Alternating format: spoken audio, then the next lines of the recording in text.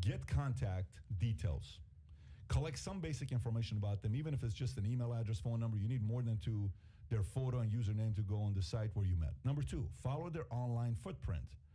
Comb social and Google.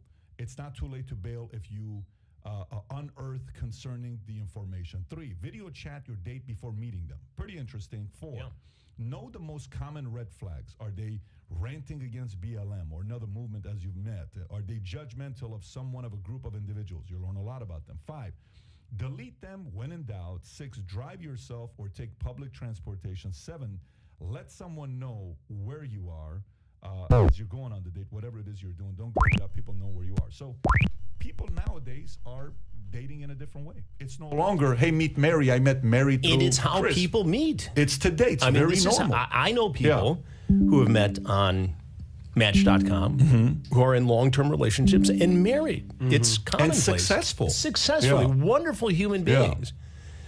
And, you know, I was never in the mix to do that, but that's how people meet today.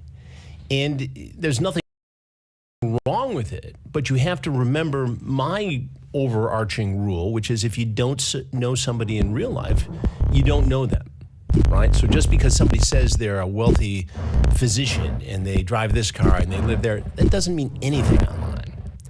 And those guidelines, those suggestions are very good ones for safety because it is a tremendous opportunity for scam artists. You know, we've seen the Tinder swindler on Netflix. I'm working on one right now where 40 women were courted by one fellow. They're all in their 20s. And each one of them was physically or sexually assaulted by this guy and then harassed. They all got together online and started telling their stories to each other, put together a case. Interesting. Handed it to me, essentially with a bow on it, for a story that we are now shooting. And this guy was operating on Facebook. He was operating on other social media platforms. But he was able to gain the confidence of these women. The money that he took from them was not as big as the Tinder swindler. But the sexual violence, the physical violence, the abuse and harassment is far worse, I think. So does he know you're up to what you're up to, or no? Not yet. He's got a bad so you day haven't coming. yet started the investigation. We're interviewing victims right now. Really? Starting next week. Interesting. So how did these 40? They reached out to me on social media. Oh, I know, but how did the 40 find each other? Well, somebody posted, "Beware of this guy. He's a bad guy. This is what he did to me." And somebody saw that and said, "Oh, me too." And then suddenly there are 38, 40 women with the same story. Now, before we move on, the Tinder swindler, I mean, this is taking over Netflix. People are talking about this left and right. It's a great story. What are your thoughts on that story? Well, I think, you know, this guy's gotten away with a lot of bad stuff, right? He is a great con man. And I think it was brave for these women to come forward because it's hard to do that. It's hard to realize you've been scammed. But this guy was very good. I mean, he had the whole backstory. He had, you know, do you want to get on my private plane and fly to Albania with me? I mean, you could see how an intelligent, successful woman might buy into that. You know, every date starts with the first date, right? Everybody's got a little bit of puffery in them, right? But not to this level. Right. You know, I think Chris Rock once said, on your first date, you don't show up yourself, you send your representative, right? So, but he got caught, this guy, the Tinder swindler. Right. But what's amazing to me is how few criminal charges he's faced. Now, again, I get he's overseas, and now there's some civil actions. Family, I believe. Yeah, the Jewel people. And I guess he did 15 months or something like that on a related charge, but it's hard to prosecute these people. I mean, we once did a series on online scammers, you know, to catch a con man, and some of the stuff was Nigerian-based. And the network gave me a year and a half and access to 3 or 4 different producers who would rotate in and out.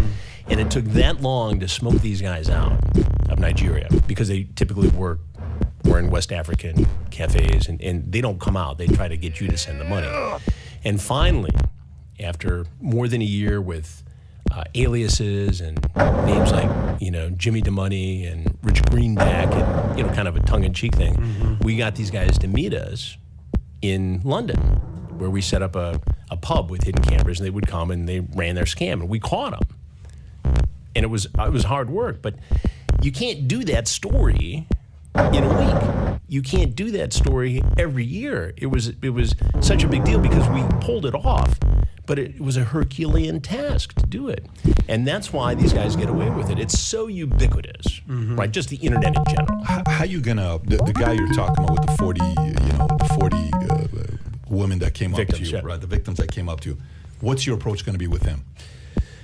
Well, we're going to have to be a little bit flexible, but I think ultimately you try to set up a sting. So maybe the next victim who we can put in place to make her seem like she's a good woman. Set up a date, send him the travel expenses. He shows up, I'm there, she's not. Confrontation. Are you worried you're letting the cat out the bag, or? It's well, I think it's vague enough in terms of there's so many of these guys out there. To this right now.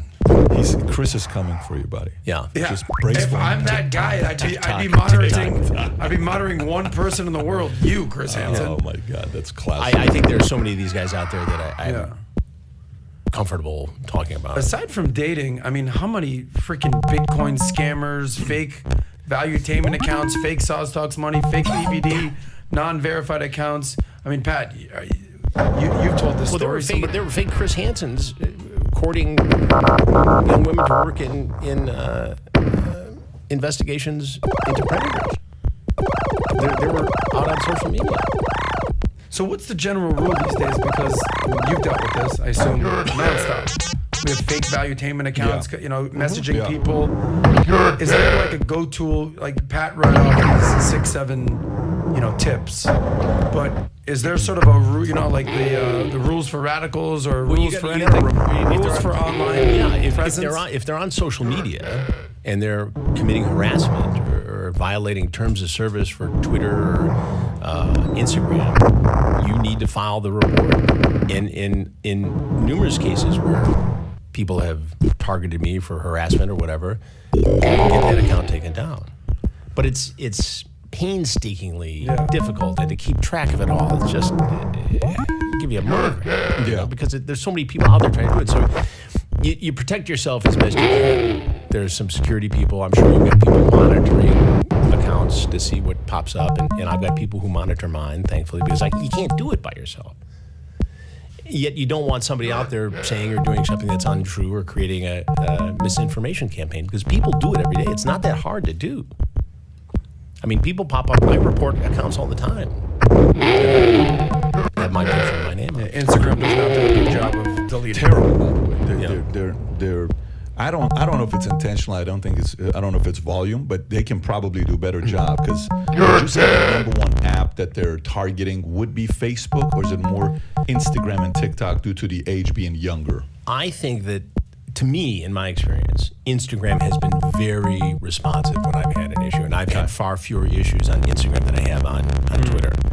Twitter, to me at least, seems to be where there are more trolls, more people getting away with stuff, harder to report. And if you were to look at what people say about Chris Hansen on Instagram, he's the GOAT, he's this, he's that, all 99% positive. On Twitter, he did this, he's murdered. It's just, hold on, it's just Chris, bizarre. are you saying that there's trolls on Twitter? Is that what you're saying? It's a shocking breakthrough. Toughest people in the world have keyboards. Let me target to one specific topic. We'll come back to this dating stuff. I want to target one specific topic. So I watched this movie Disconnect. If you can pull it up, let's just start with this. So Disconnect is a story with the actor, what's his name? Jason Bateman. Okay. Right. So he's a great actor, phenomenal job. But this story is a story of a father who is working, doing what he's doing. His son in a class. Look at box office. What it did. 1.5 Think million, about it. nothing. And I'm telling you, every parent must watch this movie, right? So, this father's got this kid. He's got a daughter and a son. The son falls in love with a kid in school, girl in school. And he tells another guy, he finds out, but the guy tells the bully of the school. The bully of the school creates a fake Facebook profile with the girl that he likes his picture on there and befriends all the people in school thinking that he is the girl. Then she reaches out to him, and meaning he acting as if it's her, reaches out to him saying, hey, thank you for your help, or some message like that on Facebook. So I didn't even know you paid attention to me. So of course I pay attention to you. And then he starts flirting with him thinking it's her. Eventually the bully says, I'll show you mine if you show me yours. Okay. So he's like, really? Yes. So the bully sends a picture of some girls, naked, and it's just the bottom, nothing more, right? And the guy's like, oh my God, says, then he sends his picture. But he wants, the bully wants him to send a picture with his face in it. So he does. They take that picture. The next day the kid goes to school, everybody's looking at this kid laughing at him, right? He's like, why is everybody laughing? And everybody starts showing a picture. Listen, you send this message, and the bully outs and exposes him, right? So this kid is devastated, doesn't know what to do. He's 12 years old, doesn't know how to handle this. Goes home, turns on heavy metal music. They're wondering why he's doing that. He's hanging himself in his room. Sister walks in, holds him before he kills himself. Father comes in and says, what the hell is going on? He says, finally they find out the situation. Dad goes to the other dads. And then, anyways, this story right here. It's based on a true story, by the way. It's based on a true, and it's happening and there's all multiple, the time. There are multiple versions of this. I'll tell you what, I've done this on my YouTube channel, Have a Seat with Chris Hansen, in a case where a young man, same thing happened to him. And the mom went to, and not only was this an embarrassment at school, it got into different sites that it was being traded for child porn. It went on Twitter and was being disseminated on Twitter. They went to Twitter and said, take this down. Twitter didn't act. Pretty wild. For months and months and months and months. And it's the subject of a civil lawsuit claiming that Twitter was complicit in the distribution of child pornography. This is real life stuff. This happens. You look at the case down in Naples, not far from here. A girl was a very popular TikToker. Started during the pandemic, 13, 14, 15. A guy becomes obsessed. Shows up at the door with a shotgun, blows open the door. The father's a retired lieutenant from Jersey City PD, fortunately had a pistol, shoots him dead. Stand your ground case. We didn't find out till just a month or so ago that this was all involved in a Twitter type thing. And it turns out the guy who was shot dead, the stalker, had been in contact with other kids at her school to get information about her. See, this is stories like this, Dad. I mean, look, it's all great to be on social media. It's a part of the fabric of our society, of our lives. And kids should be able to go out and create accounts and be able to express themselves. That's all good, but it's got to be monitored. And the thing that drives me crazy, guys, is you see these parents who are exploiting their children. Not in this case. I'm not arguing that in the case of Naples. But in other cases, and I've done stories on this, where parents are pimping out their kids in these quote-unquote family channels. Mm-hmm. And YouTube sometimes doesn't crack down on this stuff. So they'll limit monetization on a show that I do exposing this stuff. But the young girl who's being exploited, that show is fine. They monetize the heck out of it. It's insane. So what do you do? You're a parent, you're listening to this. Okay, we've heard many different things. What are the guidelines? Because there's a difference between being too intrusive and it's like, Dad, leave me alone, Mom, leave me alone, let me have my own life, versus, absolutely, these guys are out there. They're out there. Handle that? Well, you have to, look, when we talk about the drug problem, there's demand reduction. We treat it as an illness sometimes as opposed to a crime. There's no demand reduction effectively for predators. So your best defense is education and the discussion you have with your children at home. There's one discussion when they first get online and have a phone. There are adults out there who want to trick you. Kids don't like to be tricked. And as they get older, and as you allow them access to different areas of the internet, you have to up that conversation and be very straight up with them and say, look, you don't want to hear this from me, but I do this for a living. I talk to people who live in this world, and it's dangerous if you don't apply these rules. They used to say to us when we were growing up, don't talk to strangers. Good advice then, good advice today. But the problem is the stranger on Wednesday is so adept at grooming your child, right, that he's not a stranger on Saturday. And I read these transcripts. When I go back and do the podcast, Predators I've Caught, I go back in the cases that we've already done, and I immerse myself in the transcripts, the confrontation, the interview, the stuff that didn't necessarily make the show at the time. And you see this pattern of grooming and this normalization of adult sex to children and this conversation where they try to relate to a child at a child's level. And it follows a pattern. And it's effective because it works. It works time and time again. So if you eliminate that, you educate and you prepare your child and you have the conversation. Like you have the conversation, and they have to feel comfortable coming to you. You're not going to take away the internet if they come to you and say no, something. I'm saying, do you have kids? Yeah, mine are grown. I mean, my kids, my two oldest are in the business. Let's just say you have a 10-year-old kid today. Have the role play with us. What's the conversation? You have a son or you have a daughter. How do you have the conversation? I'm going to let you visit YouTube. Okay. But I'm going to put protections on this. And you need to know that there are people on YouTube who are creating content, who are making shows that at first appear to be appropriate for children, cartoonish, but they're not. They're intended to trick you. So I'm going to watch closely and monitor the content that you view, the shows you watch on YouTube. And if I see anything, we're going to have a conversation. And if anybody ever comes to you who you don't know in real life and wants to be your friend, you need to tell me. I'm not going to punish you, but you need to tell me because Why? Because there are people out there who want to hurt kids. This is a sad reality of life. It's sad, but it's true. There are people. That's why we have police. That's why we have the FBI. That's why God created parents. However you want to phrase it with your belief system in your own home. I'm here to protect you. I'm not here to punish you. And you need to tell me if something like that happens. And if there is a bad guy out there who tries to do something with you, we'll go after him together. Now, are you specifically saying YouTube for a reason? Because I would feel like Snapchat would be probably I use it just, Snapchat. You're using that as a... TikTok, Snapchat, whatever it is. Okay. And the thing that you really have to be careful with when the kids get on and play these interactive games, because somebody posing as a 13-year-old in St. Louis could be a 55-year-old in his mother's basement wearing his underwear surrounded by pizza boxes trying to trick kids. You create these images in a kid's mind and they get it. Right. But I'll tell you this, early on in the Predator investigations, I had a group of maybe a dozen 13, 14-year-olds.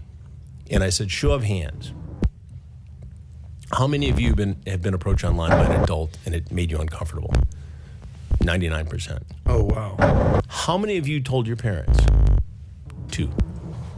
So they just don't feel comfortable telling their parents? Pat, Dylan, Tico and Dylan are 10 and 8? Mm-hmm. And Senna is 6? 5. 5. And obviously baby Brooklyn. What does that conversation sound like for the boys versus for the girls in your mind? And Chris, you have what, daughters? What do you have? I have 3 boys and a girl. 3 boys and a girl.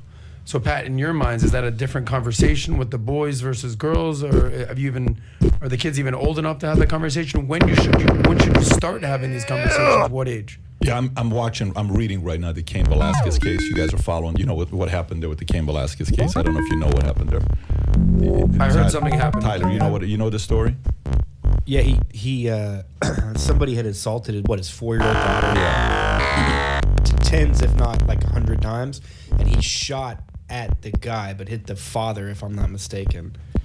Yeah. Is that so Cain Velasquez, probably not a guy's daughter you want to mess with. UFC legend, right? Yeah. And the guy goes and kills the guy. Killed him. Kills He's going after the guy. He's going after Right. the guy, but accidentally. Anyways, so he kills the guy, or he kills no, Mr. 4 miles done 33 and was on the Colorado Superior Court of Velasquez. According to ESPN, Velasquez was denied bail early this month after he was arrested and charged for allegedly trying to kill a man, amongst other things, who was charged himself for allegedly molesting Velasquez's younger relative, right? Young relative. Can you make that a little bit bigger so I can? I've known Mr. Velasquez for 15 years.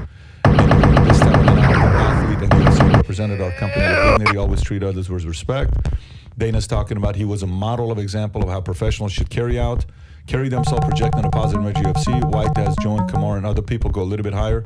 Anyways, so Cain has helped me more occasions. Okay, people are saying good things about him. Here's the point. When it comes down to kids, man, it's a very different situation. Kids, sometimes when they're kids, they do things to each other when they're kids. Like I got a call. Guys running a real estate office, and their kids both are at the office. Young kids, okay? Under 14, under 12, whatever it was. Maybe one of them was even 4 and 5, young kids that they had at the office. And they're in the other room doing an appointment. And they come in, the two kids are fooling around with each other, okay? 4 or 5 years old, okay? And they're like, how do we handle this? Is this gonna mess with their head or not? And they're calling me. This is one of the lengthiest conversations I had with them because they had no idea how to handle this situation. It's a pretty wild situation. Whose fault is it in that situation? Right. 4-year-old's fault? Is it a 5-year-old's fault? They're both, what do you call it? They're both, so I'm like, dude, I'm not call somebody and process it with them, but you can't do anything with the kid at this point. My daughter being 5 years old, other kids come to our house and they're playing and they're going away. You're always worried about when they go in a room by themselves. The door's got to be open, who they're playing with, and adults got to be watching. Even if you let a younger kid watch, how disciplined is that kid to watch? Even if they're 13, 14 years old, I'm still not comfortable with that. I'm not comfortable with a babysitter under the age of 40, to be honest with you. I know this sounds kind of weird. I'm just not. I'm not comfortable with that. I'm comfortable with a babysitter that's a little older.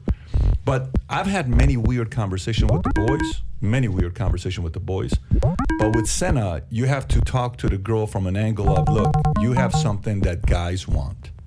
And unfortunately, there's some bad people out there. And you need to know, you got to process it with them like he's talking about. My concern here is not as much the kids as it is the parents. We had dinner with a parent the other day, and I said, so how do you bring it up to them? Well, I'm not going to bring it up to them. It's very awkward. Like, what do you mean it's very awkward? Your kid is 14 years old. I'm not going to bring it up to you. You got to talk to your kid. You don't think she's already going through it? You don't think she already knows about sex and other people are trying to get to it? That happened at 11 years old with boys. You don't think they're doing it at 14? I think the challenge in here, going back to Chris, is help shape the mindsets of because I don't think school teachers are doing it because they're worried if you do it, God forbid you offend somebody with transgender and all these different sensitivities they have. What should parents be thinking about right now? How should they process this? Well, I think, again, it's being proactive. And if you need to read a book, if you need to do research, if you need help, nothing wrong with that. But you need to at least start having the conversation. And again, create the opening for a child to come to you and say, I have a question. Is this okay? Is this appropriate? And that's the best you can do. And create that, because you can't rely on the school. Yes, there are internet safety classes. Yes, there are wonderful organizations that go into schools to try to educate kids. But at its most organic level, it's what happens in the house. And it's the comfort level that they feel. And again, you can make the rules however you want them. Computers only in public spaces. I control the access to the internet. I control who you talk to on the phone. But at some point, they're going to figure out a workaround. Right? They're going to get on the internet. Yeah. And I've given speeches where fathers say, "Oh, just won't allow it. I'll take it away." Well, they can go to Starbucks. No, they go to the friend's house. The entire cities are wired. So you have to say, look, you're protected here. This is your safe area. And you're generally safe everywhere you go. And the reality is, when it comes to predators, the vast majority of kids who are preyed upon somebody they know, right? Even though there are many, many scary stranger cases, and I deal with them all the time. So it's really about creating the comfort level with the family to say, hey, and if you have a daughter, you can talk to your mom if you're uncomfortable talking to me. But I'm here for you. And there should be nothing off topic. Yeah. Yeah, the whole thing when I'm talking about babysitting before, you're talking about like guys, men. It's a different story. You were doing an interview and you said, in all these cases you've had with catching a predator, has there ever been a woman? And you said none. None. Right? None. It's never been a woman. It's happened, but the therapists or the experts in the area have always said to me that when you see the female predator scenario, you're more likely to see the teacher-student. The female predator does not like the anonymity where the male predator sometimes can thrive on it. Right. So, but it's crazy. Yesterday, I remember we were sitting down with, and we're talking about why is it that teachers in Florida is women that are, who said that? Somebody, John said that. John said that yesterday when we were doing a PPP prep. He says, in Florida, it seems like it's the women teachers who take advantage of young boys. How does that happen? How do you have that How different is a conversation with your sons? Well, if you we got always, a real handsome son? traditionally, and you hear the comments all the time, like, that'd be a dream come true or whatever. Yeah. Or, Right. it's a fantasy come true Yeah. for a young man. But it's not. And it's inappropriate. And it's not healthy, obviously. So, look, I, remember in public school, it didn't happen to Brother Rice, but in public school or in college, there were very attractive professors, TAs, teachers, whatever. And there would be chatter amongst the fellas about that. But the reality is, when it comes to young kids and young boys, it's wrong. We have ages in the law for a reason, and it's illegal for an adult to have sex with somebody who's a minor. And those laws are in place because it's hard to process. How do you talk to your son about that? What do you tell him? Like, I was 13 years old. I'm in 8th grade. My history teacher's name is Miss Angulo. I'm being serious. Every one of us has a teacher. What was that one movie with Dustin Hoffman? Yeah. The Graduate. The Graduate, Yeah, right? It's a legendary movie. So boys have these fantasy teachers that they think about, that they help them grow up. What do you tell your son? There's no rush to fulfill this fantasy.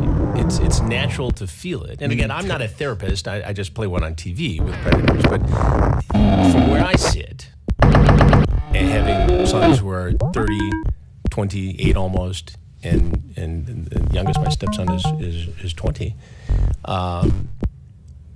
they're out of the woods pretty much. But when my older ones were younger, it's all about respect. It's about, you don't have to rush into this, right? You got your whole life to experience certain elements, right? Take your time. Be a kid. Yeah, that's easy to say. It is easy but to when say. you're 15, 16, and your hormones are raging as a hot teacher, ready to. I get it. I get It's like, it. I don't know about that, And Chris. I lived it with 2 boys. I walked in one time, and my son will kill me for telling the story, but we left the house, came back, drove by, going out to dinner, and the front door is open. And I go, duh. And I go in, and I go down to the basement. And he's in the hot tub with a girl. And, I don't think they're driving yet. And I hauled them out of there. I said, look, first of all, you can't have a party here without parents home. That's number one. Number two, you put her in a situation where she could be embarrassed because you weren't thinking of her, how this may look or appear. So, But they were both 16, something like that, 15? 15, something like that. Well, at the end of the day, there's nothing wrong with There's that. nothing wrong with it, but I had the conversation. Right. You gotta see how this could look. And what if her dad strolled by? Would you be comfortable with that? Yeah, I don't think know if those about that. conversations are going to work for 15-year-old boys. Maybe I don't not. know. I just let me ask you something else. Sometimes you pray for the best, and hope everybody figures it out. But I think if you preach respect, Yeah. you're halfway there. Well, here's just another scenario that is a little of a gray area. Because I remember being a senior in high school, and there was like a freshman girl that You're liked talking me. about the laws. I was just about to Yeah, ask the so same thing. how many 18-year-old boys are hooking up with 15, 16-year-old Well, girls? depending on You're the going to state. school together. Right. Like, it's not like it's that big of a difference. I joke around with the girl who I dated when I was 18. She was 15. The girl's 38 now with kids. It's like, Right. what are we talking? But I think that's at the time it was, oh my God. Right, but that's why in many states, if you're 17, 15, it's not illegal. If you're 30 and 15, it's illegal, as it should be. So, But it's the 18-15. It's the 19-16. It's like, well, we go to high school together. We go to school. And that's the weird part. I'd even take it a step further that you're branded for life. Like, I worked with a guy who I think he might have been 19 and she was 15 or 16, and her dad didn't like him, and now he's been branded as a sexual predator. well, you Even probably had to register. Right, or even if like you're drunk and taking a leak outside and get arrested, you're labeled as. Well, that's obviously, at some point, in some areas, we lost common sense in this, right? If a 17 and a 16-year-old are dating and there's an issue, that 17-year-old probably should not have to be prosecuted or register as a sex offender. I mean, that's just common sense. I mean, they're within a year or two of each other, and that's why the laws have changed. Now, it's the teacher and the 15-year-old student, Different story. different story. But I mean, we sometimes, in an effort to have zero tolerance policies, find injustice. I think, and I don't pretend to have all the answers, but I have seen what you've said. And no, you shouldn't. If you get caught outside a bar, you're in public, you should not have to register as a sex offender. That's not right. By the way, like Nick McKinley and I were talking yesterday, okay? And Nick McKinley from Deliver Funds, which human trafficking. Yeah, human trafficking. That's what I don't know if you're familiar with them. Yeah, okay, absolutely. For some folks that are listening. He's right now raising money. I'll put the link below. I gave myself yesterday. If you find it in your heart to contribute, they're going right now doing stuff with Ukraine and Russia. I'm going to find the link and put it below. I asked him a question about what's the profile of people who are child traffickers. Right? What is the profile? What does this person look like? What is the profile for parents to know? How do you know who's a child predator? How do you? You really don't, is the answer, and that's the frightening part of it. We've had guys surface in our investigations who are doctors, teachers, members of law enforcement, and yes, there are characters who surface who might as well have the word predator tattooed across their forehead because they look rangy. They've had criminal contact with the law before in this area, but I think. And again, I'm not a therapist, but in my experience, these guys break down into three different categories. There's the younger offender, right, who, 19, 20, 21, who finds a girl who's in her early teens, says, well, I have a hard time talking to girls in person. I'm going to do this online. And if it works out, great. At some point, she'll be old enough and it won't be illegal. We've got the hardcore heavy hitter on the other side of the spectrum, the guy who would be the Little League coach, the bad Boy Scout leader, the guy hanging out at the food court at the mall. This guy is a stone cold pedophile predator. Can't fix him. And then you've got this group in the middle, white collar guys often, who have real jobs and are real members of society and oftentimes have families. They have a predilection towards wanting to be with a younger boy or girl. But they wouldn't act upon it without the internet, the addictive nature, the anonymity, and the 24/7 access. And at some point, they get involved in these conversations, and they cross this line between fantasy and reality, and they end up knocking on our door. We had a guy in our Connecticut investigation who was a real estate executive who I had met on the commuter train between Connecticut and New York. And here he is showing up for a 13-year-old boy in our investigation in Fairfield, Connecticut. Shocking. So you don't know what secrets somebody may hold, in your everyday moving around town. Not me! It's a very interesting thing you just pulled up, Tyler. It says profile of a predator. Their aim is to gain your trust first before your child. Yeah.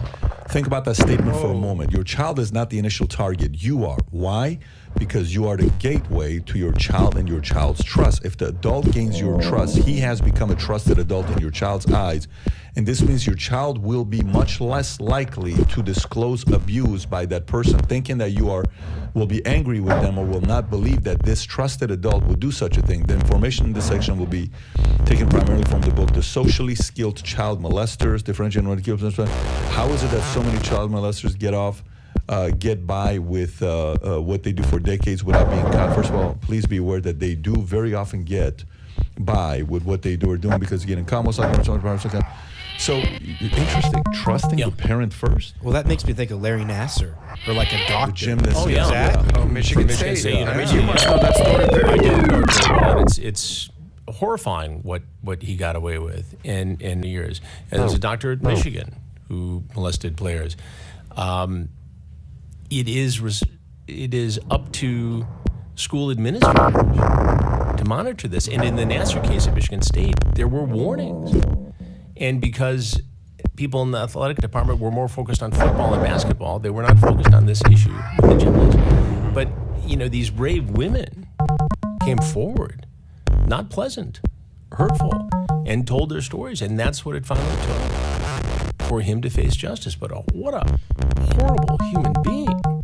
Yeah. Had been warned. Oh, you could feel it, though, in the court. Oh, yeah. You could feel the darkness. You could feel just the way he would stand. And imagine how the parents feel. Yeah.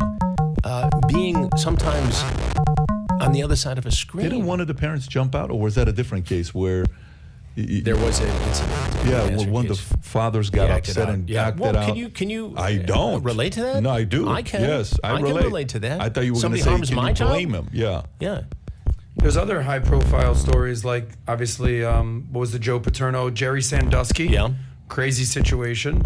I'm sure you have strong.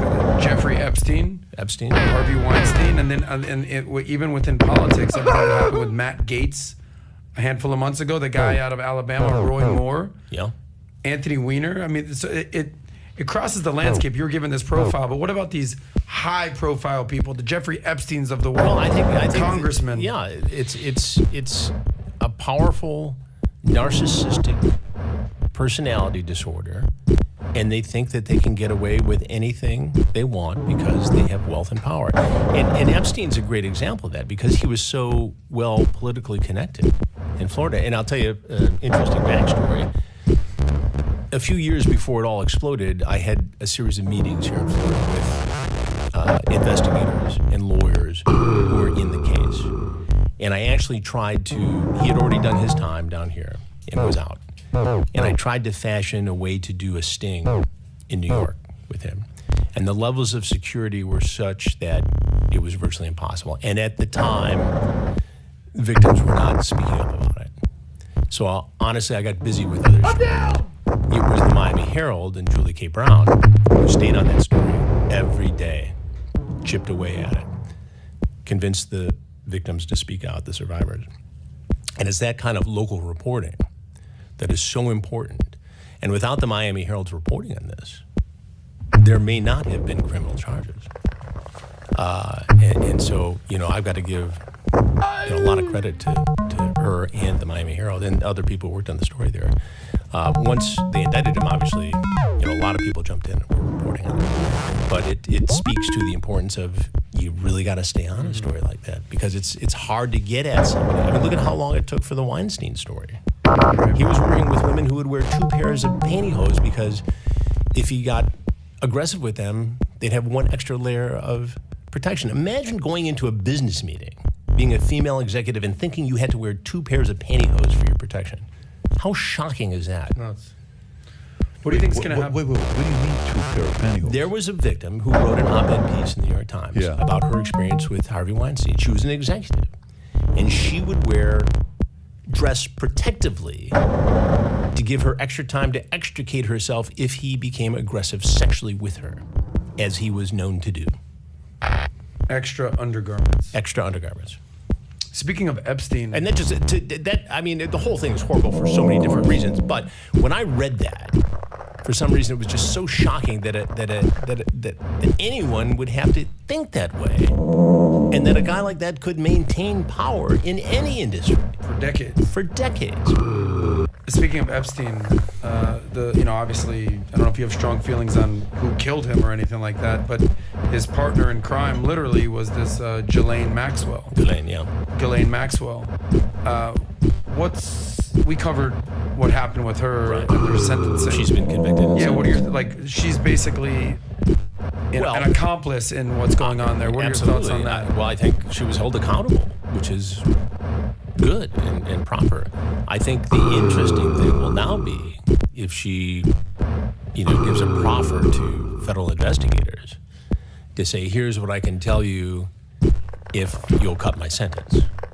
And she's got a lot of time to think about that now. And she's not the kind of person who's used to being in federal prison, although she deserves to be there. Federal prosecutors will have to make a decision. And what she'll could have she to make possibly do? Usually, like in the mafia, you give up the big boss, but the big boss is dead. The big boss is dead. But how many other people were enabling him? How many other people abused young women in this syndicate? And there are a lot of powerful, wealthy men, allegedly, who were in this circle. Did they actually act? Did they do something? I don't know. Didn't you go didn't you go to the island? Didn't you go see his Palm Beach place? You were investigating a part of that, weren't you? A part of it. I didn't really go to the island. Okay. I mean, you went to Peter Nygaard's place. Yeah, Peter Bahamas, Nygaard, we were intimately involved in that Yes. investigation. So Peter Nygaard is the fashion mogul, made jeans for any number of private label operations and for Dillard's. I mean, big business. And he was based in Canada, but also in New York, and he had a big compound in the Bahamas. Very weird looking thing. Go to his Bahamas. Oh, it's like Jurassic compound. Park. Just Google Peter Nygaard Bahamas compound. Yeah, go to that. You'll click on images. You're not gonna believe this guy's place. Holy shit. Yeah, that doesn't even do it justice. Like, there's pyramids in there. There is structures in there. It looks just like Jurassic Park. Yeah, I mean, look at that. And what was going on here? It's like a playground for kids? What was he doing? Yeah, so it turns out that Nygaard has a history of sexual abuse and predatory behavior going back some 50 years involving thousands of victims, not just models who wanted to work for him. Yeah, he prides himself into looking like a lion. He's a 78-year-old guy, 79 now, and he's got this long hair. And he used to have these pamper parties, and he'd invite these women there. But he would also sexually assault young women in the Bahamas who would be lured to his compound. They would be drugged, violently sexually assaulted, and many of them were never taken seriously. We got involved in this a couple years ago and did a documentary that's now out on Discovery Plus called Unseemly, the Peter Nygaard investigation. And the reason this came to light was his compound was next to a billionaire hedge fund investor, Louis Bacon, in the Bahamas. They got into a beef over property lines and environmental issues, and in the course of that legal battle, Bacon's people, and I'm sure you know who he is, found all this information out, gave it to investigators, and I knew some of these investigators, and we got involved in it. The New York Times got involved in it. The CBC up in Canada got involved in it, and we put this expose together. But I was down in the Bahamas interviewing these victims right before COVID. Great expose, by the way. Well, thank you. It was shocking in its brutality. And so he's been arrested now, and he's in Canada awaiting extradition. He's been indicted in New York, and they're looking at other members of his circle. Is he done? Oh, he's done. Okay. He's going to die in prison? He's not going to trial yet. They're still messing around with the extradition, but he tried to get out on bond. Yeah. Private jet. I mean, this is such a shocking case. This guy, according to the allegations, would impregnate young women. This is crazy, by the way. Have them... Brace for impact. Yeah, brace for impact is right. Have them get abortions, harvest the stem cells from the aborted fetus, and have them injected into his body as some form of a fountain of youth. These are the freaking stories that the QAnon talks about. This guy. Yeah, but this is when real life. When people are basically eating babies. This is real life. Or this, what is it? What is it? This is something chrome, myochrome? Adrenochrome. Adrenochrome? Yeah. This is the guy?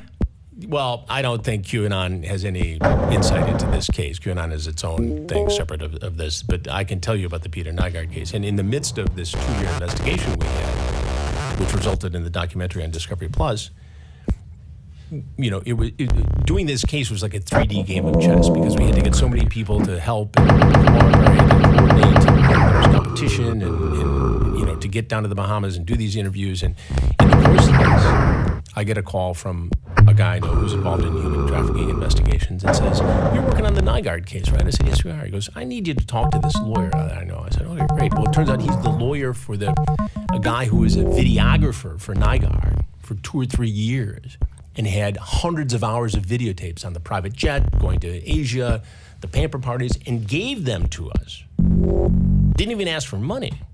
And Smoking gave gun it, right and there. it was just, it was amazing. So imagine we were going to do the story anyway. Holy crap. But in the final stretch, to get these videotapes, I mean, it was in terms of storytelling for television, man, oh man.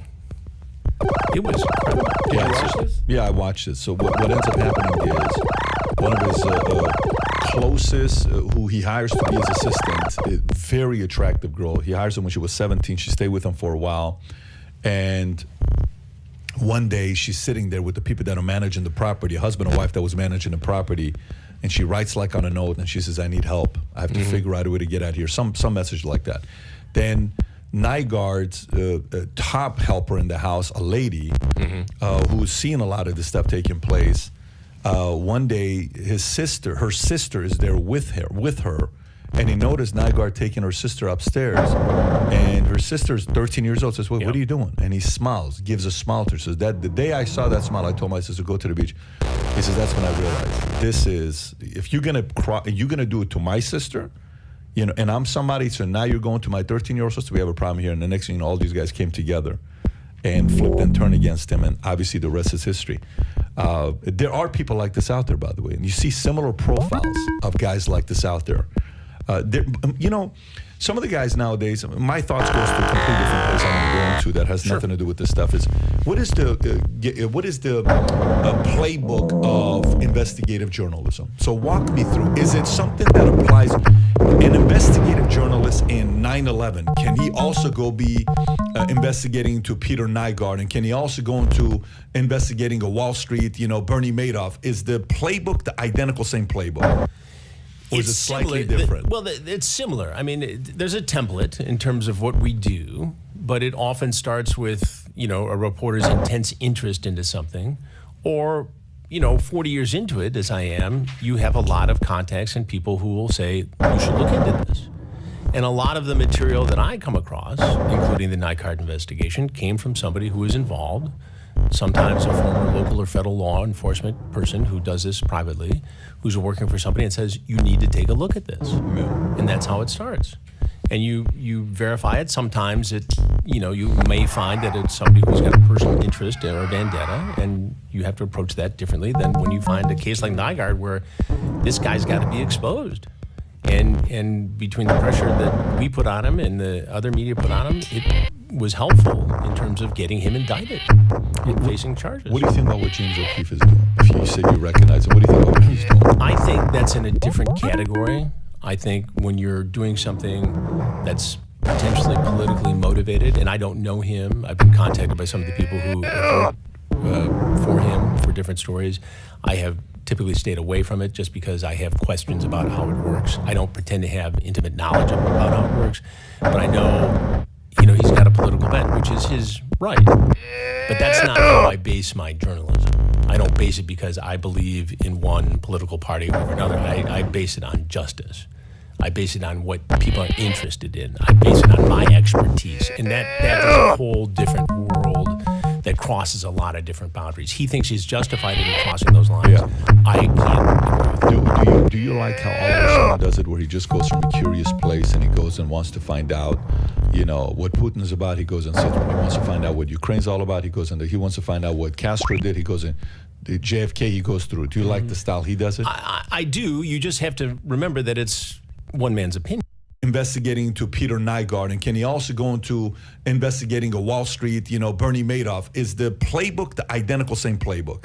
Or It's slightly similar. different? It's similar. I mean, there's a template in terms of what we do, but it often starts with, a reporter's intense interest into something, or 40 years into it, as I am, you have a lot of contacts and people who will say, you should look into this. And a lot of the material that I come across, including the Nygaard investigation, came from somebody who is involved, sometimes a former local or federal law enforcement person who does this privately, who's working for somebody and says, you need to take a look at this. Yeah. And that's how it starts. And you verify it. Sometimes you may find that it's somebody who's got a personal interest or a vendetta, and you have to approach that differently than when you find a case like Nygaard. This guy's got to be exposed. And between the pressure that we put on him and the other media put on him, it was helpful in terms of getting him indicted and facing charges. What do you think about what James O'Keefe is doing? If you said you recognize him, what do you think about what he's doing? I think that's in a different category. I think when you're doing something that's potentially politically motivated, and I don't know him, I've been contacted by some of the people who have worked for him for different stories. I have typically stayed away from it just because I have questions about how it works. I don't pretend to have intimate knowledge about how it works, but I know, he's got a political bent, which is his right. But that's not how I base my journalism. I don't base it because I believe in one political party over another. I base it on justice. I base it on what people are interested in. I base it on my expertise. And that is a whole different world that crosses a lot of different boundaries. He thinks he's justified in crossing those lines. Yeah. I can't agree with him. Do you like how Oliver Stone does it, where he just goes from a curious place and he goes and wants to find out, what Putin is about, he goes and sits. When he wants to find out what Ukraine's all about, he goes in there. He wants to find out what Castro did, he goes in. The JFK, he goes through. Do you like the style he does it? I do. You just have to remember that it's one man's opinion sometimes, right? So it's point of view. It doesn't mean that that's true. It's a work that is based upon one man's curiosity and his ability to spin a story. So, JFK wasn't necessarily all truth-based maybe, event-based, but it's his theory on what happened. As long as you keep that in mind, I think it's fine with it. I mean, it's really no different than me saying, okay, I want to investigate Peter Nygaard and putting together a team and getting a production company, or me saying we need to do more predator investigations, or me saying we're going to go after this guy who's been assaulting the women on social media, or any of the other stories we have going on right now. I mean, we got this case that I just was working on last week, exposing in a southern state what appears to be a human trafficking ring involving politically connected people. And think about, you ever watched the first series of True Detective? Yeah, Matthew McConaughey. Yeah. That's what I lived last week. Damn. Those in real life. Some say that's some of the best TV ever produced. I thought it was. And now we're in the thick of exposing it for real. Let me ask you, to Pat's point, because you brought up O'Keefe, you brought up Oliver Stone, Curious Mind, James O'Keefe. What he does is pretty ballsy. My question is, does it take some brass balls to do this? Does it take a certain percentage of a curious mind? Like those sit downs when you walk in that room, how intense are they? How much balls do you have to just be like, hey, have a seat, buddy, we're gonna have a little talk? Well, how do you know they're not gonna pull out a weapon? How do you know that your life's not in danger? It's a good question. Talk about that. We bulletproof it as much as possible, right? And as the years have gone by, we have trended more closely to working with law enforcement. Remember the first two we just went out and did. Now, I had security. Ronnie Knight was there. He was a NBC security guy and former NYPD lieutenant. And so we felt pretty safe, but we didn't have all the background of the guys. As we progressed and collaborated with law enforcement, starting in the third investigation, it made it safer. We were able to find out more about this guy. Does he carry a pistol? Does he have a permit to carry a pistol? For instance, in Fairfield, when the guy showed up, he had a gun in his car, duct tape, rope. He was on the list to become a cop. He worked for the cable company. We knew that there was a possibility he had a gun with him because we could do that kind of extensive background. When he approached the house, our internal security coached the decoy in saying, turn around, I'm worried about a gun. We had a mass shooting here at a school, lift up your shirt. As best as we could, and with some other technology, we determined that he probably didn't have a gun with him, so we let him come in. If we think he's carrying, the police will arrest him before he comes in, because we don't need a live gun in that confined space. It's not safe. But to your point, the first time I confronted one of these guys, my heart was in my throat. You still get a little bit anxious. You're very focused. Guys put their hands in their pockets. That makes you nervous. Put them on the table. But you control the environment as much as possible. And I've done it enough times. We're getting close to 500 guys now, where I can kind of see the way this is going. But you can never take it for granted. We have a lot of protections in place that we don't show because we don't want to give those away. And obviously, the worst case scenario is that somebody comes in, tries to do something to get attention or create harm to themselves or others, and then our security team has to take action and ends badly for everybody involved. We have taken the right steps, I think, thus far to prevent that from ever happening, and we continue to tweak that as we go along. You're always on edge when you're doing it. That's what makes it what it is, right? If it was easy, everybody could do it. Those scenes where they walk in that room, man, that is built for TV, as they say. Well, we're taking people into the commission of a felony. Yeah. They see the transcripts, they see the text, they see what has been said, they see the motivation, and then here he comes. And more often than not, they talk to me. Does your job ever make you feel a certain level of pessimism? It seems like you said the first, 2 days you had 17 guys, and you find out about Peter Nygaard, and it just seems like every time it gets a little bit worse, and it's got to affect your outlook on life. Occasionally I get asked that question, and I'm a pretty optimistic guy, actually. I do have a dim view of some aspects of life, but I guess I've gotten to the point where, I know that there's more good than bad out there, and so I try not to dwell in it. I mean, and I'm able to compartmentalize it. I mean, no, I think when you do something for 40 years, you either let it own you or you put it in its proper perspective. You know, have I always had balance in my life? I don't know that you can achieve all this and do everything I've done and have balance, but I have balance now. You know, I'm at a great point where I can dual down different things, you know, and I do. And it's very satisfying, but I don't dwell in it. I escape it. I know when to turn it off. I built a day into this trip to come see you guys by being in the sun yesterday and relaxing. You got a good tan. I feel good. Yeah, you got a real nice tan. Yeah. No, you know, as we're going through this, the reason why I'm asking about the investigative journalism, there's a lot of things I would want to hire a professional to go investigate. Mm-hmm. Like if you look at what's going on today in the world, what would I love to investigate? What are tens of millions of people, if not billions of people? What is billions of people in the last 24 months? What would they love to investigate? I think it's only one thing people would love to investigate the last 24 months. Where the hell did this coronavirus thing come from? COVID, baby. What did they do? What happened? Could we have prevented it? Thank God it wasn't as bad as something else could have been. Sure. If it was more deadlier, we lost many lives, but it could have been 50 million. It could have been 100 million. It could have been a lot more people than it cost.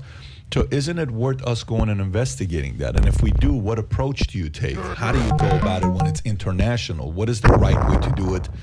Are they really going to want to cooperate? Do you get people from the inside to be whistleblowers? How do you protect the whistleblowers to come out and, you know, share information? Because one of the things that is working out very well with James O'Keefe's model is now people are calling him who are with New York Times, who are in those meetings, who are with, you know, the CNNs or, you know, the Foxes or the OANs or whatever networks it is that they're calling CBS's, ABCs. They're calling him and they're saying, listen, here's what happened here. They don't want to share the story because of XYZ. Here's how they protected this guy. Here's how they did this.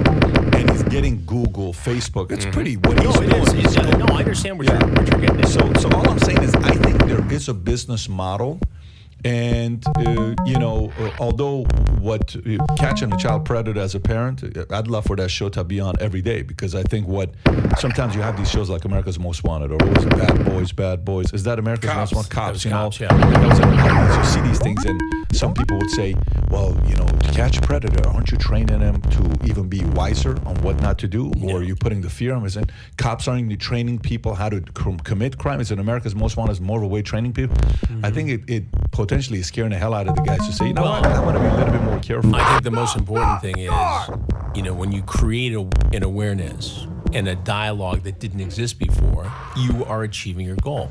So anybody can say anything about, you know, you write a book on financial fraud, you know, are you teaching the next people to, you know, mix different kinds of securities in a toxic soup that creates the downfall of 2008? No, we're teaching people to avoid getting into that once again.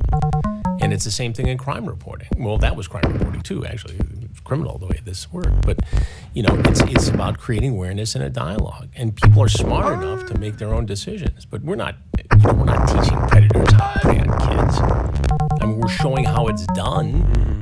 But I don't think there's ever been a case where somebody said, I saw it To Catch a Predator, and Chris Hansen verbally lambasted this guy, so I'm going to go do it now and be smarter and better at it. I think, is there a show like that on TV, like network, like regular cable TV, where people can watch on a weekly basis? The Predator thing? Yeah. No, we're shooting them now. We're out doing new ones. Who are you going to? It's going to be on True new digital crime network that we're starting launching in November. Oh, but it's not like ABC or ABC. Maybe we're in discussions. We're in discussions about that too. So I think it needs to be whatever's going to be to the most. Right. And you got a YouTube channel as well with a few 100,000 subs, and you've created content on that. But let's go to another story. Sure. Let's go to another story. Is this the one that just came out? No, this is an older one, right? Professor said who said pedophiles should be called minor attracted persons agrees to resign. Did you see this story? Yeah, I did. What are your thoughts on this? Children are children. They need to be protected. You know, you can buy into this whole minor attracted persons thing, and I'm not an expert in it, but, you know, anytime you're saying that it's okay for an adult to have a sexual relationship with a minor, it's wrong. It just is. There's no gray area here.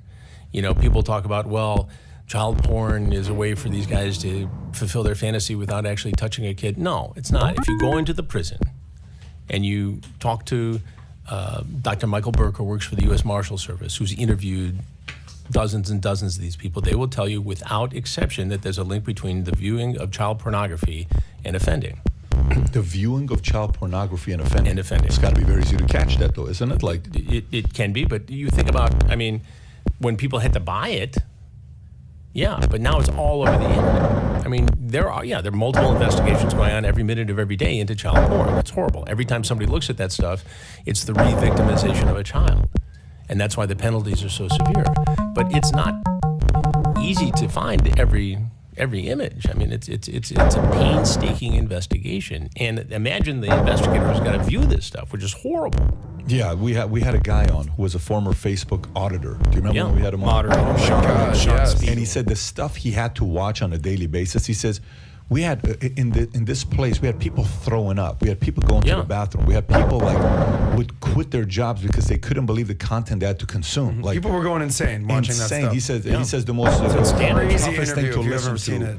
was what the iguana that the guy was hitting his head and the screaming. He says, "I've never heard any voice like that." Yeah, but I want to read something to you that's concerning because we're playing a little bit of the slippery slope with the trans side, right? And so this story comes out of California. Trans child molester Hannah Tubbs gloats over light sentence in jailhouse phone calls. Okay, explicit Los Angeles jailhouse recordings of Hannah Tubbs, a 26-year-old trans child molester who received a slap on the wrist in January after pleading guilty to molesting a 10-year-old in 2014. Depict her admitting it was wrong to attack a little girl, but gloating over the light punishment. Tubbs pleaded guilty last month to the cold case attack, which took place in the women's restroom at Denny's restaurant. The suspect, who was 2 weeks shy of 18 and identified as a male named James Tubbs, after being arrested roughly 8 years after the crime, Tubbs began identifying as a woman. She received a sentence of 2 years at the juvenile facility because Democrat District Attorney George. So how concerned are you with what's happening today with the trans side, where laws are almost protecting against? I think somebody even did somebody have a sex change to prevent from having a long sentence? This was a 2 months ago story. Do you remember that one story where somebody did this? How much of a slippery slope are we dealing with when it comes down to this topic? Well, I think here? if you take this case and isolate it, I think the question is, did this person, take the trans out of it for a minute. There was a sexual assault of a minor, but they didn't catch the person until they were older. So at the time of the crime, what was the age difference? Now, gloating about getting away with it is horrible and wrong. And that person probably deserved a higher sentence. I'm not so sure that in this case, being trans had anything to do with the sentence. I think it had more to do with the age of the person when the crime was committed. And I know that there have been a lot of criticisms of this particular district attorney. And I know people who work in that office who think that he's too light on some of these crimes and they don't go after some of this stuff aggressively enough. But I think in this case, the trans issue gets a headline because of what it is, but the real matter of the case is that somebody got away with a light sentence, whether they're trans or not. Yeah, so the topic about the pizza guy, okay, with the pizza, he's like, well, it was consent. Yeah, like, what do you mean consent? You can't consent with a 13-year-old what are you talking about, right? Yeah, no, this is a guy, he had a marriage contract. This guy was a bad guy. Yeah. Right, and I've gone back to some of these guys to 44 years old at the time. Yeah, Jeff Sokol, and I went back to him to reach out as I do with many of these guys, to get them to see if they'll talk to me on the podcast, because I think it would be interesting, and I'm in discussions with some of them who I think may do it. Actually. Jeff said yes. Jeff said no. Okay, I'm not surprised, but here so maybe if you brought some awesome pizza, he'd show up. They planted pizza from the part about the slippery slope is, the law today states what? At what age, if you have sex with a minor, it's what? 18? It's under 18. Depending on the state, okay. Right? It's different, but it can be, it's usually 18 unless both parties are under 18. So in other words, if a 15-year-old girl has sex with a 16-year-old boy, in a lot of states, that's not illegal. Right, because the age difference. In some states it is illegal? No, in some states it may be. I don't know the law in every state, but I know that in many states, if both parties are within a year of each other and underage, it's not illegal. If one party is 30 and one is 15, then that's illegal. And then the gray area comes when somebody, as you mentioned earlier, somebody's 16 and somebody's 19. Is that inappropriate? I can tell you that during our investigations, the profile of the target is at the oldest 14 because it takes that gray area. So in other words, if it's a 19-year-old and a 14, 13, or 12-year-old child, you can say, well, he's only 19. But then I would argue that, okay, what's the difference between a 19-year-old violating a 12-year-old and a 38-year-old? What's the difference?